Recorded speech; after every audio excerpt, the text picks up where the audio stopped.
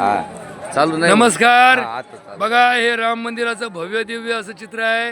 राम मंदिराचं गेट बंद आहे. राम मंदिरापाशी दर्शनासाठी लोक थांबलेले आहेत. आत कुणाला सोडत नाही आहेत. 1-2 हजार लोक असतील. बघा, 10 मिनिटामध्ये यांना 6 वाजता सोडलं जाईल. 6 वाजता मंदिर चालू होईल. तोपर्यंत बघा, हे सगळे लोक घाटावर जात आहेत. घाट अंधारामध्ये आहे. हे बघा, नयनरम्य असं चित्र आहे.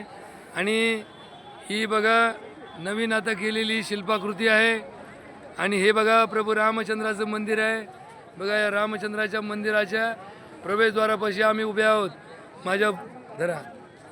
माझ्याबरोबर आहेत आमचे जपे, शिवाजीराव जपे. शिवाजीराव जपे आहेत आमच्याबरोबर. आणि आम्ही दोघं जण आपल्या एका ग्रुपला सोडायलासाठी इथे आलो होतो. या ग्रुपला आम्ही म्हणालो होतो की तुम्ही आपल्याबरोबर चला, आराम करा, आंघोळ करा. तर त्यांची इच्छा होती की आम्हाला जायचंय. मंदिर 4ला उघडतं, पण इथे बघा 6 वाजल्याशिवाय मंदिर उघडणार नाही.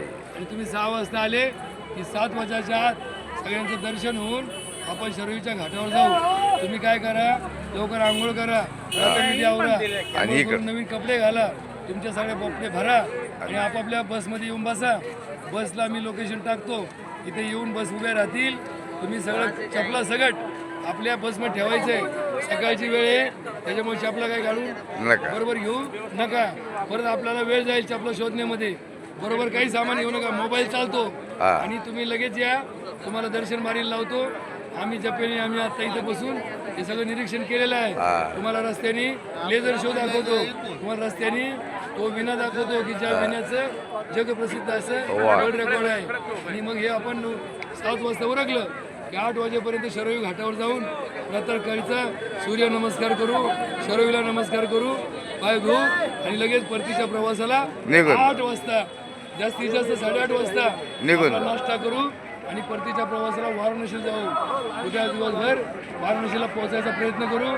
4 वाजेपर्यंत वाराणसीला पोहोचलो की रात्री 11 वाजेपर्यंत वाराणसीचं दर्शन करू आणि 11 वाजता प्रयागकडे प्रयाण करू. धन्यवाद. आमचे जपे मेजर